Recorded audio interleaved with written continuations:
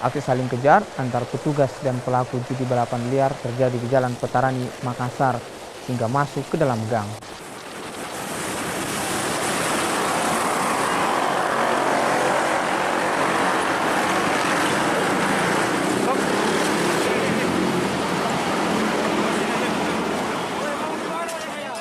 Empat remaja berikut 3 sepeda motor yang digunakan untuk judi balapan liar diamankan aparat kepolisian.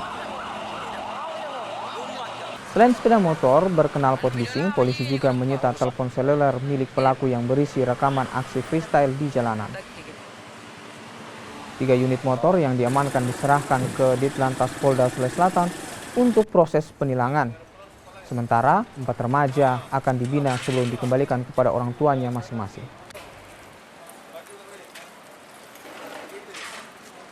Dari giat ini malam kita berhasil mengamankan beberapa pengendara yang diduga akan melakukan balap liar. Adapun yang diamankan tadi ada beberapa kendaraan dan salah satu yang diamankan dalam keadaan pengaruh minuman keras dan berhasil diamankan dan diamankan ke polsek terdekat.